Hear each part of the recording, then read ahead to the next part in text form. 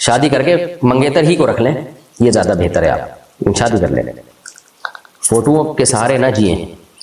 Canada سے کسی نے کہا ہے میں شرعی پردہ کرتی ہوں اور مجھے پردے کی وجہ سے جاب نہیں مل رہی، مجھے جاب کی بہت سخت ضرورت ہے، کیا ایسی صورت میں اپنا نقاب بنا سکتی ہوں، ہٹا سکتی ہوں؟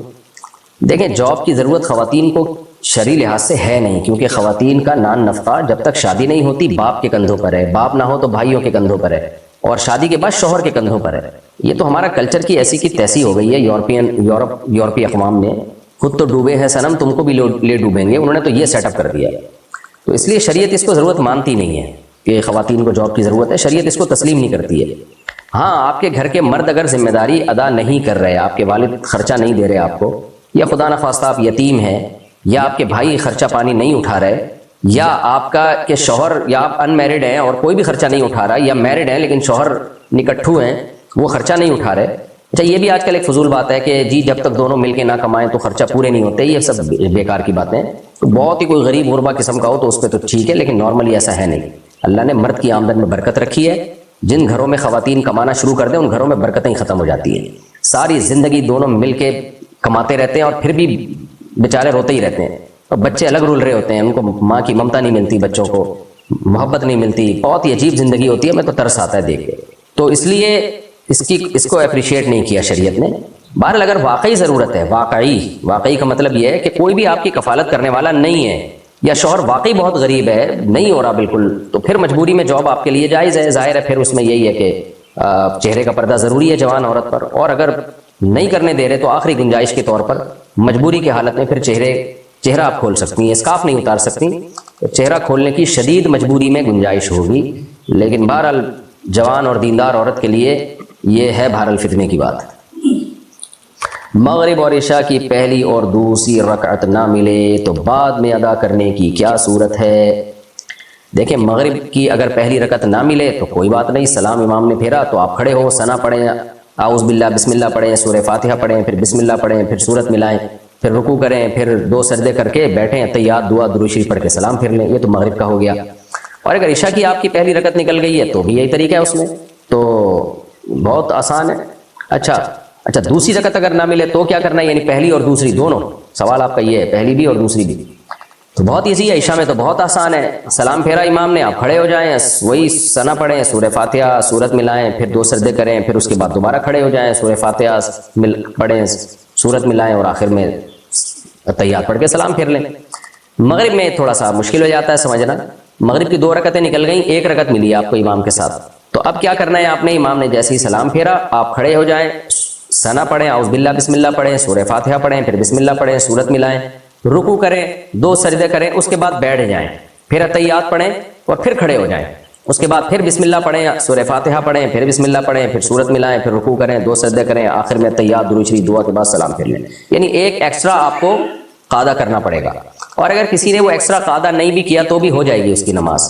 یعنی اگر 1 رکعت مغرب میں 2 رکعتیں نکل گئی نا مغرب میں، تیسری رکعت میں آپ امام کے ساتھ شامل ہوئے تو امام نے سلام پھیرا، آپ کھڑے ہو گئے، ثنا پڑھی، فاتحہ پڑھی، سورت ملائی، رکوع سجدہ کر کے بیٹھنا چاہیے، لیکن اگر آپ نہیں بیٹھے کھڑے ہو گئے تو بھی نماز ہو جائے گی آپ کی، یعنی یہ والا قاعدہ نہیں بھی کیا تو بھی ہو جائے گی، لیکن افضل یہی ہے کہ یہ قاعدہ کیا جائے۔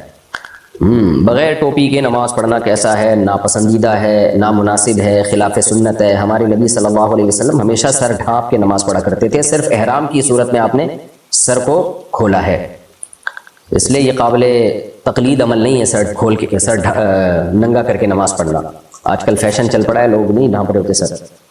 عادل مصطفیٰ کشمیر سے، ہمارے ہاں ایک بدعت کا رواج ہے کہ لوگ کھانے پینے کی چیزیں مسجد میں اس نیت سے لاتے ہیں کہ ان کے مردوں کو ثواب پہنچ جائے، کیا ایسا کرنا جائز ہے؟ جائز نہیں ہے بھائی، مسجدوں میں نماز پڑھو، پتلی گلی سے نکلو، اور اگر ثواب کرنا ہے تو صدقہ خیرات کرو، بس غریبوں کو کھلاؤ۔ یہ کون سی نئی رسم چلا دی ہے؟ ایسی چیزیں آہستہ آہستہ بدعت بن جاتی ہیں اور پھر رواج کا حصہ بن جاتی ہیں، اور نمازیوں کو کھلا کے کون سا ثواب حاصل کر رہے ہو؟ نمازیوں کو بھی چاہیے کہ وہ نوالا آپ کے حلق میں اترتا کیسے ہے۔ دیکھو، غریب آدمی کو صدقہ دینا الگ چیز ہے، نمازیوں کو تو گفٹ اور ہدیہ دیا جائے گا نا۔ اس کی مثال ایسے ہے کہ آپ اپنے والد کی دعوت کر رہے ہیں، آپ نے ان کو کھلایا، والد نے پوچھا ماشاءاللہ بیٹا آج کیسے خیال آ گیا آپ کو؟ ابا دادا کے اصالے ثواب کے لیے کھلا رہا ہوں آپ کو میں۔ ابا کو غصہ آئے گا نا، یار تو نے کیا مردوں کے ثواب کے لیے مجھے منتخب کیا ہوا ہے؟ تو عزت دار آدمی کو یہ چیز پسند نہیں ہوتی۔ اکثر میں اپنا بیان میں واقعہ سناتا ہوں. ایک صاحب جمعرات کو میرے گھر کوفتوں کا سالن لاتے تھے, ہوتا بڑا لشپش مزیدار سالن تھا. ابھی بھی ایسا سالن تھا, مجھے ابھی بھوک بھڑک اٹھی ہے اس کو تصور سے. بڑا زبردست سالن ہوتا تھا, کوفتے بھی ہوتے تھے, آلو بھی پڑا ہوا ہوتا تھا, ہم لوگ بھی پھڑ دیتے تھے, اتنا زبردست سالن آ رہا ہے. تو ہر جمعرات کو لاتے تھے. تو مجھے جمعرات کے دن سے تھوڑا سا وہم ہو گیا کہ یار کوئی چکر تو نہیں ہے. میں نے پوچھا کہ یہ آپ ماشاءاللہ خدمت کر رہے ہیں, خیریت ہر جمعرات کو لاتے ہیں اور کوفتے ہی ہوتے ہیں؟ کہتے ہیں اصل میں میری والدہ کا انتقال ہوا ہے تو ان کے اصالِ ثواب کے لیے آپ کو کھلا رہا ہوں. میں نے کہا یار ہم کھاتے پیتے لوگ ہیں یار, آپ نے اماں کے ثواب پہنچانا ہے تو کسی غریب کو کھلا دو بھائی. تو تھوڑی بہت بھی انسان کو اگر تھوڑی سی اس میں غیرت ہو نا تو اس کو برا لگتا ہے کہ کسی کے اصالِ ثواب کے لیے مجھے کھلا رہے ہو. بھائی ہمیں ویسی محبت میں کھلا دو تو کھا لیں گے, ثواب پہنچانے تو جاؤ غریبوں کو کھلاؤ بھائی. تو چاہے آدمی غریب بھی ہو تو بھی اس کو یہ چیز اچھی نہیں لگتی ہے. تو اس لیے مسجدوں میں لا کے ابا کے ثواب کے لیے نمازی وہ کھلا رہے ہیں اور نمازی بھی مسٹنڈوں کی طرح کھا رہے ہیں, تو یہ برا عمل ہے, اس سے اجتناب کریں. اچھا میرے بھائی, یہ ایسا ہی ہے نا, ایک سموسہ کھلا دیا نانی کے ثواب کے لیے, اس کو ایک پکوڑا کھلا دیا چاچو کے ثواب کے لیے. یہ کیا ہو رہا ہے, واٹس گوئنگ آن؟ اچھا میرے بھائی, میرے شوہر کا انتقال ہو گیا ہے اور میں اپنے ابو کے گھر رہتی ہوں, اس میں کوئی مسئلہ تو نہیں ہے؟ عدت کے دوران شوہر کے گھر میں رہنا پڑے گا, ابو کے گھر نہیں رہ سکتی آپ. شوہر کی ڈیتھ ہو گئی تو 4 مہینے 10 دن آپ کو شوہر ہی کے گھر میں گزارنے پڑیں گے, اس کے بعد پھر آپ جہاں چاہیں رہیں جا کے. کیا ایسی ڈرائنگ بنانا جو کارٹون کی شکل میں ہو حقیقت میں نہ ہو جائز ہے؟ بہت ہی ٹیڑھا میڑھا کوئی کارٹون ہو تو اس کی بعض علماء نے گنجائش دی ہے, کیونکہ وہ پھر تصویر کے حکم میں نہیں آتا, توہین والی تصویر ہے. لیکن احتیاط یہی ہے کہ پرنٹڈ تصویر کارٹون کی بھی نہ بنائی جائے, احتیاط اسی میں, اختلافی مسئلہ ہے. البتہ جو ڈیجیٹل کارٹون ہے ان میں ہماری رائے یہی ہے کہ وہ تصویر کے حکم میں نہیں ہے, کیونکہ وہ پرنٹ نہیں ہوتے, کاغذ پہ قرار نہیں ہوتا. تو اس لیے جو پرنٹڈ تصویریں ہیں ان سے بہرحال اجتناب کیا جائے, چاہے کارٹون ہی کیوں نہ ہو. لیکن بہرحال اس میں اختلاف, کوئی شخص ضرورت ہو تو بعض علماء اس کی گنجائش دیتے ہیں. کیا گھر میں استعمال ہوئی جھاڑو اور چھنی کسی کو دے سکتے ہیں؟ کیوں نہیں دے سکتے بھائی. صدیق لوہار, میرا ایک سیلون ہے جس میں چھوٹے سے ہی کام کر رہا ہوں, لیکن جب میں دین سے جڑا تو مجھے یہ داڑھی کاٹنا اور بال سنت کے خلاف بنانا خود سے صحیح نہیں لگ رہا. تو مجھے بتائیے کہ یہ کام میرے لیے صحیح ہے یا نہیں, اور اگر صحیح نہیں تو میں حلال رزق حاصل کرنے کے لیے کیا کام کر سکتا ہوں, رہنمائی فرمائیں. صدیق بھائی, آپ کے دل میں اچھا خیال آیا, داڑھی کاٹنا جائز نہیں ہے تو آپ نہیں کر سکتے یہ کام. اسی طرح بالوں کے بارے میں نبی صلی اللہ علیہ وسلم کی صحیح حدیث ہے کہ کہیں سے منڈوانا کہیں سے باقی رکھنا یہ بھی ٹھیک نہیں ہے. تو جب یہ عمل ٹھیک نہیں ہے تو اس میں کسی کے ساتھ تعاون کرنا بھی ٹھیک نہیں ہے. تو اس لیے آپ یا تو صرف جائز حدود کی حد تک اس سیلون کو چلائیں آپ, ظاہر ہے کسٹمر پھر آئیں گے ہی نہیں, میجورٹی تو آڑے ترشے بالی بنوا رہی ہوتی ہے. تو پھر اگر بہرحال شرعی حدود کے اندر رہ کے یہ کام کر سکتے ہیں تو کریں, ورنہ کوئی دوسری روزی روٹی تلاش کریں. میں بھی دل سے دعا کرتا ہوں اللہ تعالیٰ آپ کو اس کا بہترین متبادل عطا فرمائے. اچھا, کچھ لوگوں نے یہ کام چھوڑا لیکن وہ پھر مدرسوں کے قریب جا کے انہوں نے یہ ایسے اپنی شاپ کھول لی, تو مدرسے کے طلبہ ہوں یا دیندار لوگ ہوں وہ پھر ان چیزوں کا خیال کرتے ہیں کہ ہم غیر شرعی بال نہ کاٹیں. تو یہ بھی آپ کر سکتے ہیں, کوئی ایسی جگہ چلے جائیں جہاں جیسے مدارس کے طلبہ ہوتے ہیں نا, اب ان کو بھی ضرورت ہوتی ہے, تو وہ پھر ظاہر ہے وہ اس طرح غیر شرعی بال نہیں کاٹ رہے ہوتے. عظیم ایبٹ عباس سے, میں نے پہلے ٹک ٹاک پر بہت سی ویڈیوز بنائی تھیں اور اب میوزک کو سننا چھوڑ دیا ہے اور دین پر عمل کرنے لگا ہوں. میں نے اپنے اکاؤنٹ سے وہ گانوں والی ویڈیوز ڈیلیٹ کر دی ہیں تاکہ گناہ سے بچا جا سکے, لیکن میرے کزن کے اکاؤنٹ پر وہ ویڈیوز ابھی بھی اپلوڈ ہیں اور میں نے بہت کہا لیکن وہ ڈیلیٹ نہیں کر رہا, کیونکہ اس کی اور میری ویڈیوز ساتھ میں ہیں. اس صورت میں کیا کرنا چاہیے؟ آپ نے ان کو کہہ دیا, بس آپ کا فرض ادا ہو گیا. پہلی بات تو اللہ تعالیٰ آپ کی اس توبہ میں برکت دے. دیکھو گناہ کر کے اگر توبہ کر لی نا کسی نے, توبہ کرنے والا اللہ کو بہت زیادہ محبوب ہے. تو آپ نے ایسے جرم سے توبہ کی ہے جس میں بڑے بڑے لوگ پڑے ہوئے ہیں آج کل, گانے بجانے میوزک, یہ تو آج کی دنیا لوگ کہتے ہیں اس کے بغیر گزارا ہی نہیں. تو اس پہ قائم رہیے گا. میں بھی دل سے دعا کرتا ہوں اللہ آپ کو اس پہ قائم رہنے کی توفیق عطا فرمائے. باقی آپ نے اپنے دوست کو کہہ دیا ہٹانے کا, وہ نہیں ہٹا رہا تو آپ کا فرض ادا ہو گیا, آپ اپنے چینل سے ہٹا دیں تو انشاءاللہ اس کا گناہ آپ کو نہیں ہوگا. جعفر اقبال, کیا وضو سے پہلے استنجا کرنا ضروری ہے؟ نہیں بھائی, کچھ لوگوں کو ہم نے دیکھا ہے پتہ نہیں وضو سے پہلے لازمی واش روم میں گھس رہے ہوتے ہیں. بھائی واش روم میں گھسنے کا ٹائم تو جب ہے جب آپ کو واش روم آ رہا ہو, نہیں آ رہا تو نماز کا اس سے کوئی تعلق نہیں ہے واش روم کا. تو ہمارے حضرت مفتی رشید احمد صاحب رحمہ اللہ تعالیٰ تو مسجدوں میں واش روم بنانے کے قائل ہی نہیں تھے. وہ تو ایک لفظ بولتے تھے, کہتے ہیں یہ لوگوں کو ہگانے متانے کا ٹھیکہ مسجدوں نے پتہ نہیں کیوں لے لیا ہے, پبلک ٹوائلٹ ہونے چاہیے, گورنمنٹ بنائے. وہ فرماتے تھے یہ چونکہ مسجدوں نے لوگوں کو ہگانے متانے کا ٹھیکہ لے لیا اس لیے گورنمنٹ اب پبلک ٹوائلٹ بناتی نہیں. حالانکہ پوری دنیا میں امریکہ کینیڈا جہاں مسجدیں نہیں ہوتی جگہ جگہ وہاں بھی پبلک ٹوائلٹ تو ہوتے ہیں نا, تو یہ گورنمنٹ کی ذمہ داری ہے کہ ٹوائلٹ بنائے. وضو مسجدوں میں صرف وضو خانے ہونے چاہیے، اصولی طور پر تو یہی ہے۔ تو حضرت تو فرمایا کرتے تھے اگر کوئی بازار میں چلتا ہوا پوچھے نا کہ مسجد کہاں ہے تو سمجھ لو بہت زور کا پیشاب آ رہا ہے اس کو۔ تو اس لیے ہمارے دارالافتاء والارشاد میں حضرت مفتی رشید احمد صاحب کے یہاں واش روم تھے ہی نہیں، طلبہ کے لیے مدرسے میں تو تھے الگ سے، مسجد میں نمازیوں کے لیے نہیں تھے۔ فرماتے اپنے گھر سے جو جس نے کرنا ہے کرو، ہم آپ کے واش روم کے ہم ذمہ دار نہیں ہیں۔ اگر کوئی دور سے آتا ہے تو پبلک ٹوائلٹ ہونے چاہیے اس کے لیے۔ خیر اب یہ تو ایک بڑا مسئلہ ہے، لیکن وضو سے پہلے استنجا ضروری نہیں ہے۔ استنجا اس وقت کرنا چاہیے جب قضاء حاجت کی ہے۔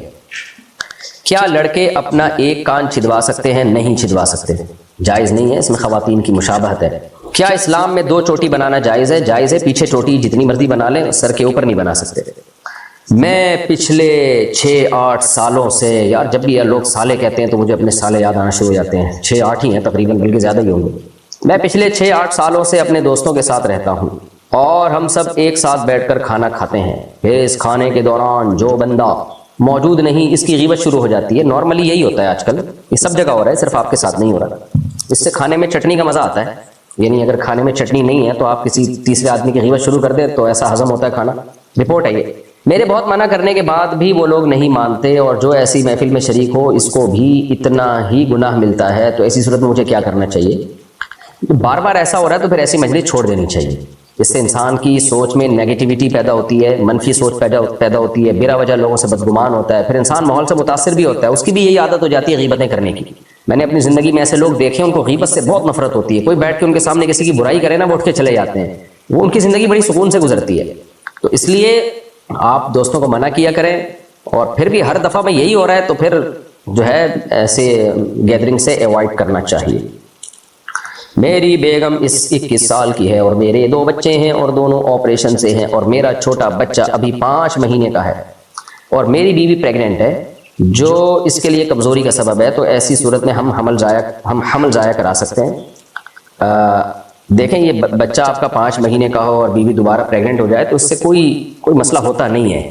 یہ تو میڈیا نے بہت بڑا مسئلہ بنا کے پیش کر دیا ہے پریگننٹ عورت کے پریگننٹ ہونے کو، کہ پتہ نہیں کیا ہو جاتا ہے۔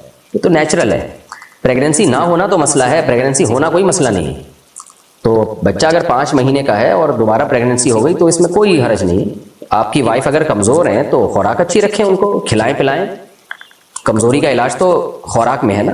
تو اور پریگننسی میں بہت ساری نفسیاتی یعنی وقتی طور پر تو پریشانیاں ہوتی ہیں عورت کو، وقتی یہ تو حملت امہ کرہا قرآن کے الفاظ ہیں کہ ماں بچے کو تکلیف سے اٹھاتی ہے، لیکن یہ تکلیف وقتی ہے، عارضی ہے۔ تو کیونکہ بچہ ضائع کرانے میں بہت زیادہ مسائل پیدا ہوتے ہیں۔ اب یہ تو بڑے آرام سے لوگ کہہ دیتے ہیں، خواتین کہتی تھیں ایکچولی میں کمزور ہوں، ویک ہوں، تو مجھے پریگننسی ہو گئی تو پھر یہ بچہ کیسے پیدا ہوگا وغیرہ وغیرہ۔ تو بھائی ضائع کرنے میں کیا کم نقصان ہے؟ کیا وہ کوئی آسان پروسیس ہے؟ تو بہرحال شرعی مسئلہ یہ ہے کہ 4 مہینے کا اگر حمل ہو گیا پھر تو کسی صورت میں ضائع نہیں کر سکتے۔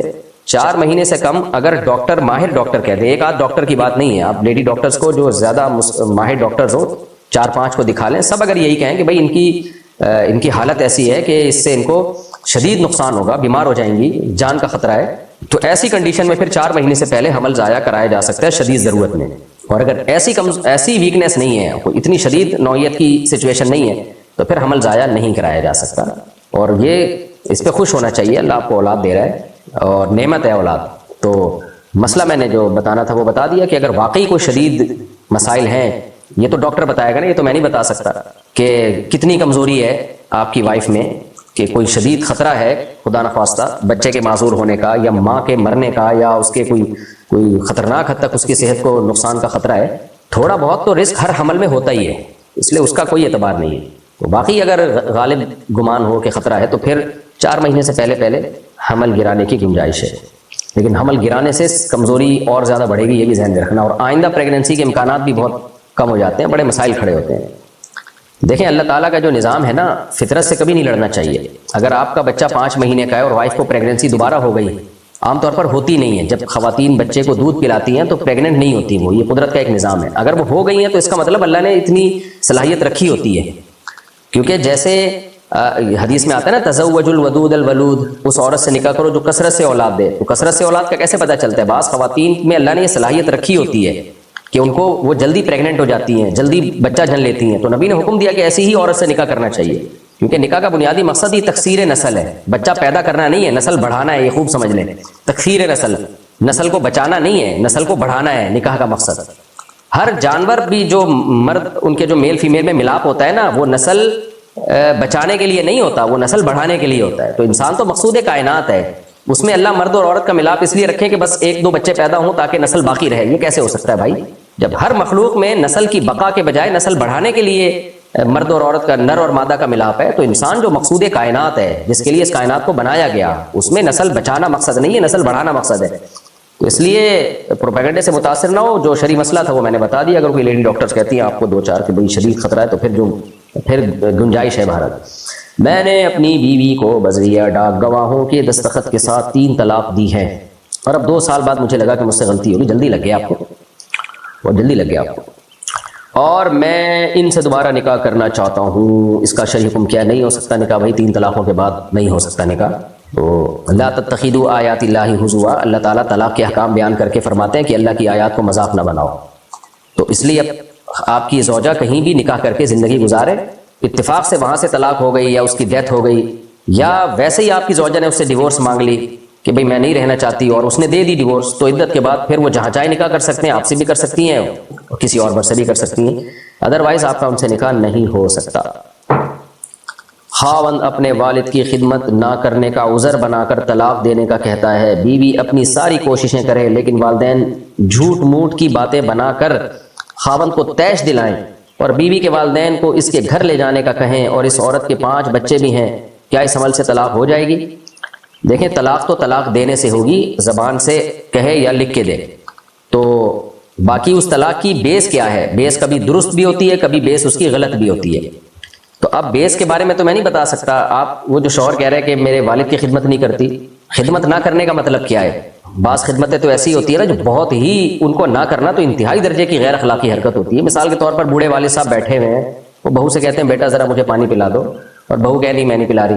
یہ تو پھر طیش آئے گا بھائی ہر ایک کو کہ یار یہ کیا، بوڑھوں، کوئی بھی بوڑھا آدمی یا ایجڈ آدمی بیٹھا ہوا ہو یا ایجڈ عورت بیٹھی ہوئی ہو، ویسے کسی کو بھی کہہ دے تو ہر شخص پہ لازم ہوتا ہے کہ وہ یہ خدمت کرے۔ تو اس نوعیت کی بھی اگر خدمت نہیں کر رہی ہے تو پھر اگر اس بیس پہ شوہر علیحدگی کا فیصلہ کر لیتا ہے تو اس میں کوئی حرج نہیں ہے، نہ کرے تو اچھا ہے، آج کل کون خدمت کرتا ہے، لیکن بہرحال یہ بہت ایک ویلڈ ریزن ہے۔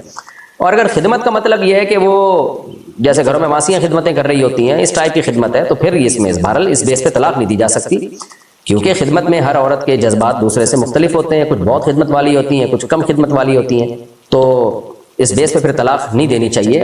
اپنی بیٹیوں کا سوچنا چاہیے، اپنی بہنوں کا سوچنا چاہیے۔ اور 5 بچے ہو گئے، ان بچوں کا کیا ہوگا؟ خود بھی یہ پچھتائے گا بعد میں، پاگل ہو جائے گا، کیونکہ بچوں کا کے لیے ماں سے بہتر کوئی آلٹرنیٹ نہیں ہوتا۔ ایسے لوگ جذبات میں چھوڑ دیتے ہیں، بعد میں سر پیٹتے ہیں۔ وہ میں نے مردوں کو بلکہ زیادہ روتے ہوئے دیکھا ہے طلاق کے بعد، تو اس لیے یہ حماقت کی بات ہوگی۔ تو اب میں فیصلہ نہیں کر سکتا کہ آپ کے شوہر کو طلاق دینی چاہیے کہ نہیں دینی چاہیے، جب تک دونوں طرف کے مکمل حالات سامنے نہ آ جائیں۔ تو اصولی بات تو یہی ہے کہ طلاق ابغض الحلال ہے، حلال چیزوں میں اللہ کو سب سے زیادہ ناپسند ہے، تو اصل یہی ہے کہ نہیں دی جائے، حتی الامکان اس زوجہ کو برداشت کیا جائے۔ گھر اسی طرح برداشت سے ہی چلتا ہے۔ ساس سسر کی خدمتیں کرنے والی بہویں ویسے بھی مارکیٹ میں شارٹ چل رہی ہیں، اور پھر خدمتوں میں ہر ایک کا معیار دوسرے سے الگ ہوتا ہے، تو کوئی زیادہ خدمت کرتی ہے، کوئی تھوڑی کرتی ہے، کوئی ریزرو رہ کے زندگی گزارتی ہے۔ ان بیسس پہ طلاقیں دینا نہیں بنتا، یہ برا عمل ہے۔ لیکن اگر بہت ہی زیادہ بدتمیزی والی کیفیت ہے جو میں نے بتائی، وہ ایک الگ مسئلہ ہے۔ تو میں اس بارے میں نہیں فیصلہ کر سکتا اور نہ کسی کو طلاقوں کے مشورے دے سکتا ہوں۔ میں اصولی بات بتا سکتا ہوں کہ شریعت میں طلاق ناپسندیدہ ہے، اس میں اصل یہ ہے کہ نہ دی جائے۔ جب بالکل ہی برداشت سے معاملہ باہر ہو جائے تو بھی پھر مشورہ کر کے خاندان کے بڑوں کو بٹھا کے صرف ایک طلاق دی جائے، وہ بھی پاکی کے ایام میں، اور 3 مینسز جب عورت کے گزر جائیں گے تو ایک طلاق سے نکاح ختم ہو جائے گا، زندگی بھر جب چاہیں دوبارہ رجوع کر سکتے ہیں۔ 3 طلاقیں تو پھر بھی دینا جائز نہیں ہے کسی بھی صورت میں۔ BC ڈالنا کیسا ہے؟ جائز ہے۔ کیا وتر تہجد کے وقت پڑھ سکتے ہیں؟ جی ہاں پڑھ سکتے ہیں، زیادہ افضل تو یہی ہے، لیکن آنکھ کھلنے کا یقین ہو۔ باقی جو BC ڈالنے کا مسئلہ میں نے بتایا نا، تو جائز ہے، لیکن اس میں آج کل BCوں میں بھی بڑی گڑبڑیں ہو رہی ہیں۔ وہ پہلے نمبر پہ جس کی، یعنی اس میں یہ ہوتا ہے کہ اس طرح کی BCیاں بھی آ رہی ہیں کہ جی جس کی BC نکل جائے گی وہ مزید پیسے نہیں دے گا، تو پھر وہ سود کے حکم میں آتی ہے۔ تو نارمل جیسے گھروں میں BCیاں ڈلتی ہیں اس طرح کی BC کی میں بات کر رہا ہوں، جائز۔ شوہر بہنوں کے کہنے پر 2 طلاق دے اور اس کے بعد کہے جاؤ تو آزاد ہے، ایسا کہنے سے طلاق ہو جاتی ہے؟ دیکھیں، 2 طلاقیں اس نے صریح دی ہیں اور پھر تیسری طلاق میں جاؤ تو آزاد ہے کہا، تو اس میں دیکھا جائے گا یہ پہلی ہی 2 طلاقوں پر متفرع تو نہیں کر رہا۔ بعض دفعہ یہ ہوتا ہے کہ 2 طلاقیں دینے کے بعد کہتے ہیں تم آزاد ہو، اس کا خیال یہ ہوتا ہے کہ 2 طلاقوں سے تم آزاد ہو چکی ہو، تو ہم پھر یہی کہیں گے بھائی 2 طلاقوں سے عورت آزاد نہیں ہوتی، آپ نے غلط بیانی کی ہے۔ شوہر سے نیت پوچھی جائے گی کہ تمہاری یہ تیسری سے نیت کیا تھی، اور اگر کہتا ہے کہ جاؤ تم آزاد ہو سے میرا مقصد یہ تھا کہ تیسری طلاق تھی، یعنی 2 تو میں نے صراحتاً دی ہے، تیسری کنایتاً دی ہے، تو پھر تینوں طلاقیں واقع ہو گئی ہیں۔ تو یہ جو آزاد کا لفظ ہے نا، اگر یوں کہتا ہے نا میری طرف سے تم آزاد ہو یا میرے نکاح سے تم آزاد ہو، پھر یہ صریح طلاق میں ہی آتا ہے، لیکن جاؤ تم آزاد ہو یہ صریح طلاق میں نہیں، یہ کنایا میں آتا ہے۔ اور کنایا میں اس میں دونوں امکان ہیں کہ پچھلی 2 طلاقوں پر یہ متفرع کر رہا ہے یا اس کا رزلٹ بیان کر رہا ہے، یا جدید طلاق کی نیت کر رہا ہے، اس میں دونوں احتمال ہیں۔ تو شوہر جو کہے گا اس کی نیت کا ہم اعتبار کریں گے، اگر وہ کہتے ہیں میری نیت اس سے تیسری طلاق دینے کی تھی تو پھر تیسری ہو گئی۔